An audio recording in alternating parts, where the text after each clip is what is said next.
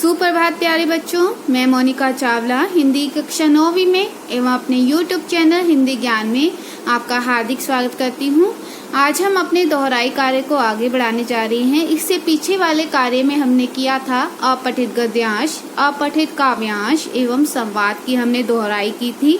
अब हम अपने टॉपिक की दोहराई करने जा रहे हैं जिसका नाम है शब्द निर्माण, जिसमें 3 टॉपिक्स इंक्लूड हो रहे हैं, उपसर्ग, प्रत्यय एवं समास। फर्स्टली मैं आपको ये बताना चाहूंगी कि उपसर्ग क्या होते हैं। उपसर्ग ये वे शब्दांश हैं जो शब्द के प्रारंभ होता है शुरू में लगकर उसके अर्थ में परिवर्तन ला देते हैं। ठीक है ना, जैसे मैंने लिखा अति।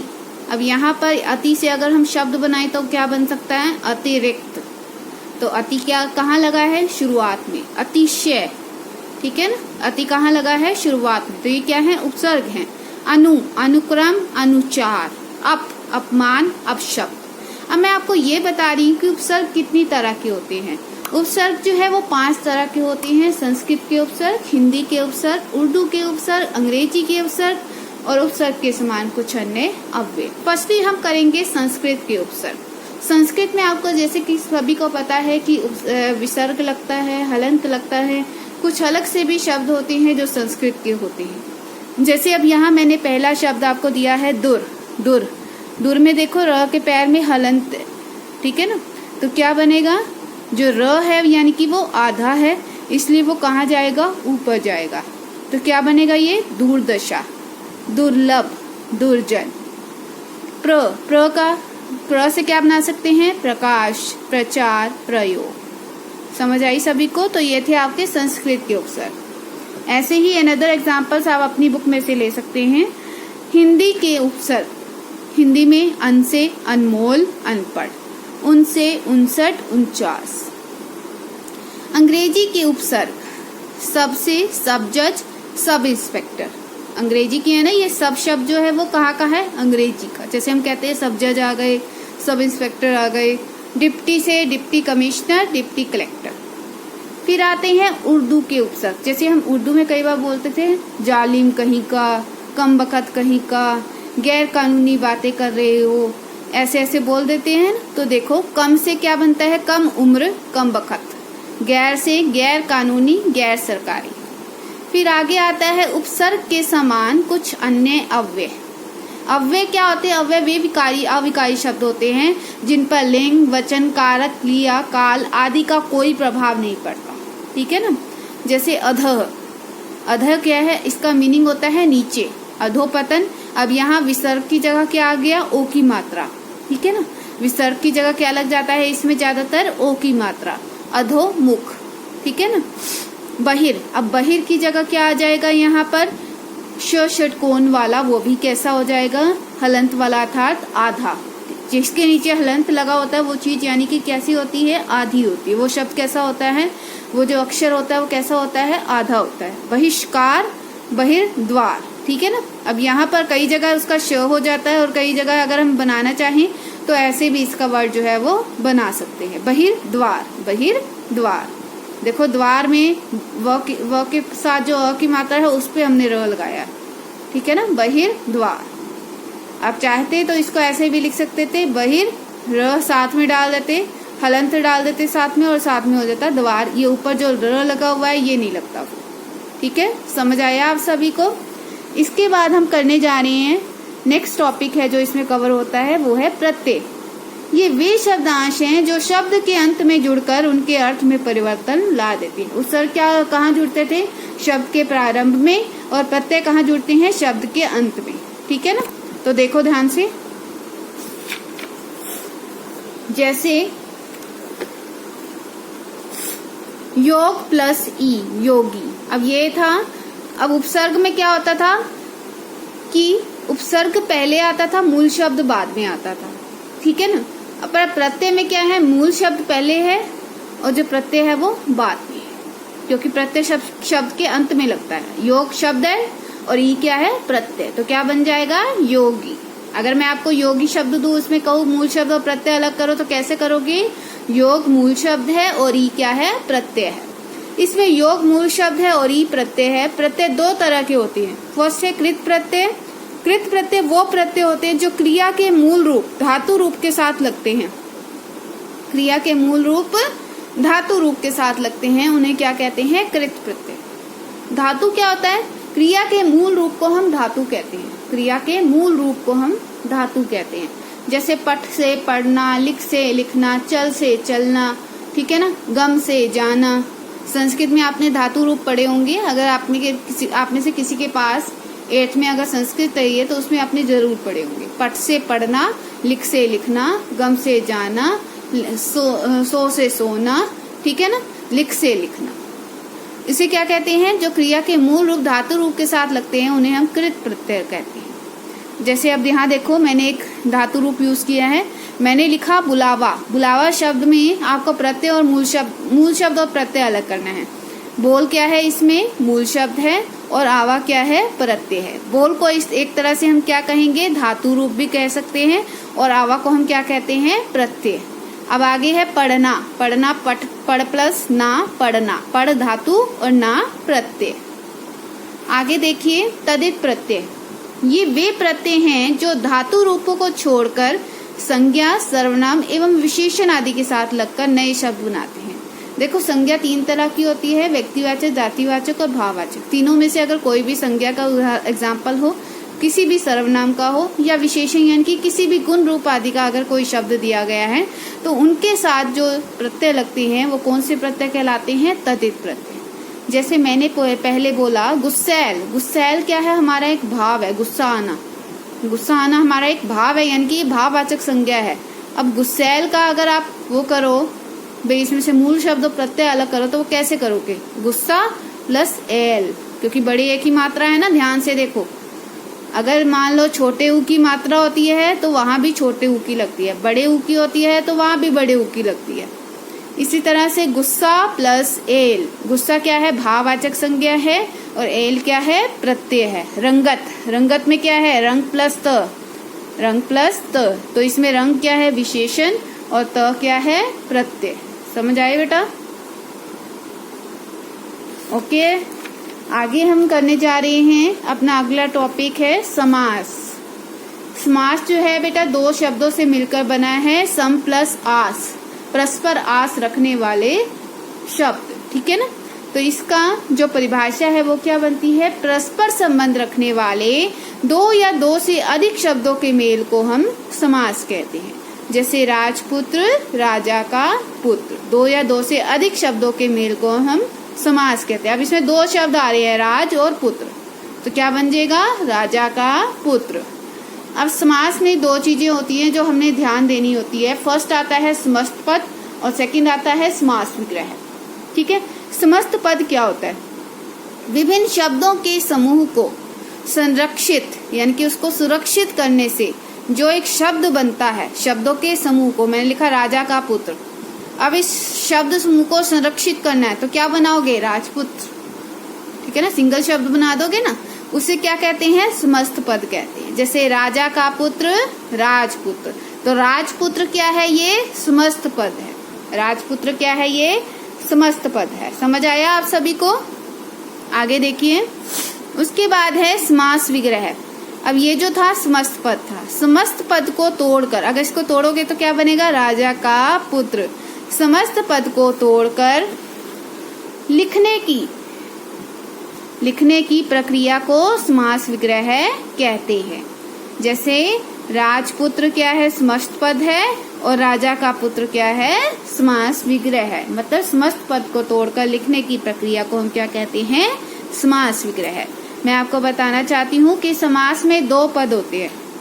देखो, जैसा कि आप देख भी सकते हो, पूर्व पद और उत्तर पद। मैंने इसी एग्जाम्पल को बार बार मैं उठा रही हूँ ताकि एक ही से आपको अच्छे से समझ में आ जाए। राजपुत्र, जिसमें क्या है? पूर्व पद है राज और उत्तर पद है पुत्र, ठीक है ना। पूर्व यानी कि पहला, उत्तर यानी कि आखिरी। समास के भेद, समास के 6 भेद होते हैं। फर्स्ट हम समास पढ़ेंगे अपना अव्ययी भाव समास। कौन सा समास है?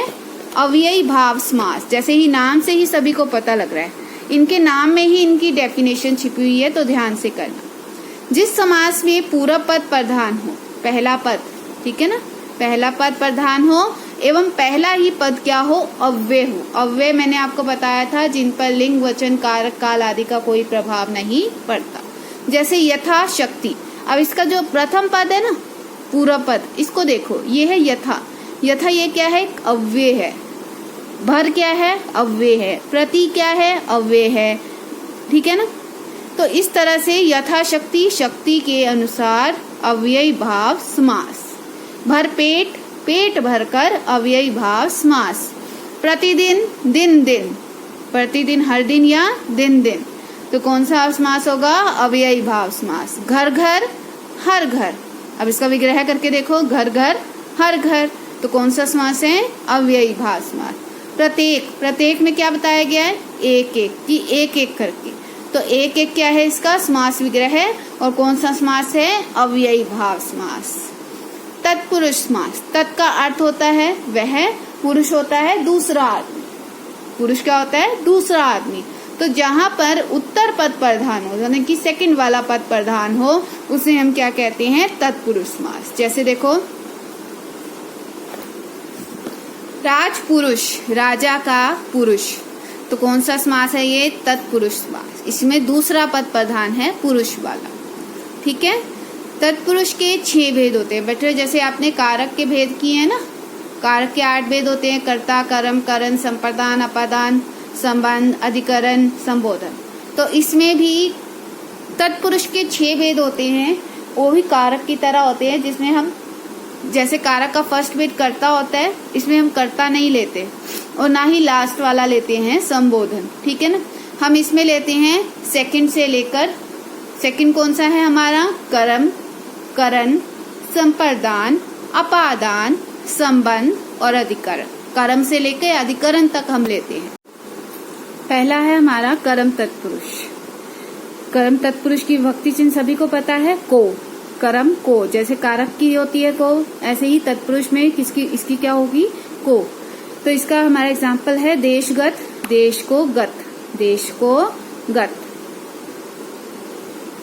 स्वर्ग प्राप्त, स्वर्ग को प्राप्त। जल पिपासु, जल को पीने की इच्छा रखने वाला। ठीक है। आगे है करण तत्पुरुष। करण क्या होता है, साधन, जो हम साधन यूज कर रहे हैं। मान लो पेन है मेरे हाथ में, तो पेन क्या है, एक साधन है मेरा लिखने का क्या है, वो साधन है।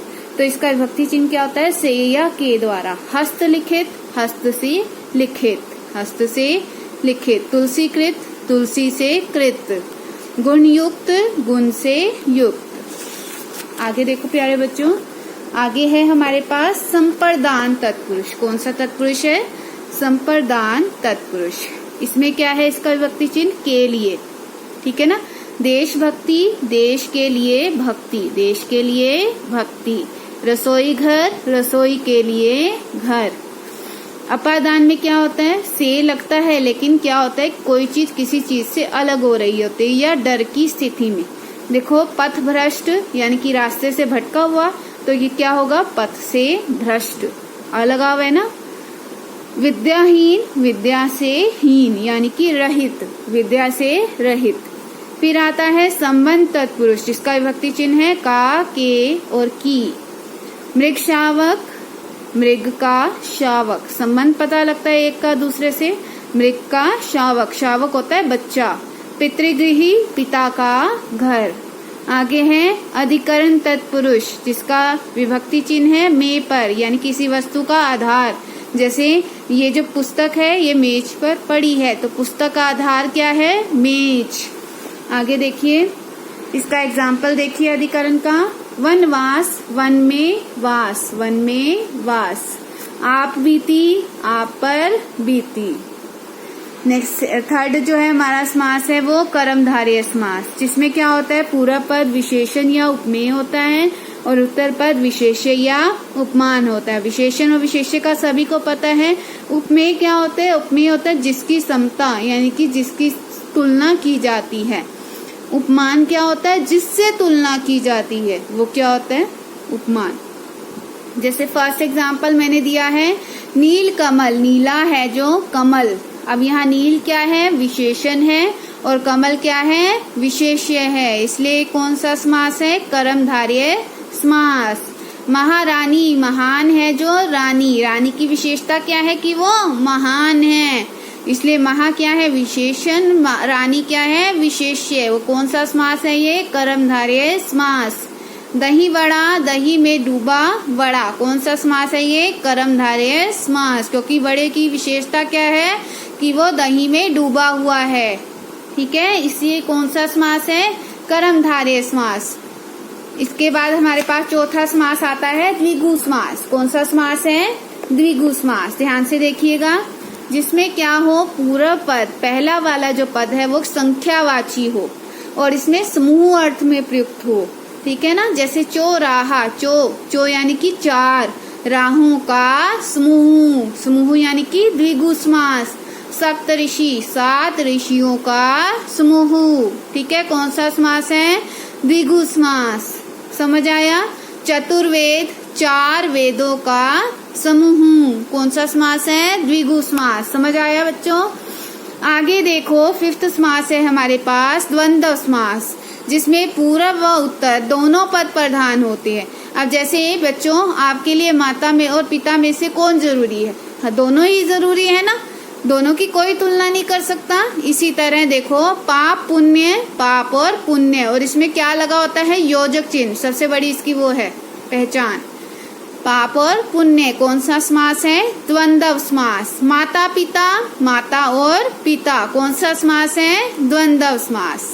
आगे हमारा छठा और आखिरी समास है, जिसमें ना तो पूर्व पद प्रधान हो ना ही उत्तर पद प्रधान हो, अपितु कोई अन्य ही पद प्रधान हो। वो कौन सा समास होता है, बहुव्रीहि समास। ना पहला होगा, ना पहला ना ही दूसरा, अपितु कौन प्रधान होगा, तीसरा। ठीक है ना। जैसे देखो, मैंने बोला आपको चक्रधर, चक्रधर होता है चक्र को धारण करने वाला। चक्र कौन घुमाता है अपने हाथ में, विष्णु ना, अर्थात विष्णु। कौन सा समास है ये, बहुव्रीहि समास। 10 आनन, 10 है मुख जिसके, आनन होता है मुख, अर्थात रावण। लंबोदर, लंबा है उदर जिसका, उदर होता है पेट, कौन है वो, गणेश। तो ये थी हमारी दोहराई कार्य आज का, जिसमें हमने पढ़ा शब्द निर्माण, उपसर्ग, प्रत्यय एवं समास। तो प्यारे बच्चों, मैं इससे संबंधित एक वर्कशीट आपको भेज रही हूँ प्रैक्टिस के लिए, ताकि आप उसका प्रैक्टिस अच्छे से करें और आपको ये जो तीनों टॉपिक्स इसमें कवर हो रहे हैं, उपसर्ग, प्रत्यय और समास, वो अच्छे से आप समझ लें। ये है आपकी वर्कशीट, ध्यान से देखिए। ठीक है,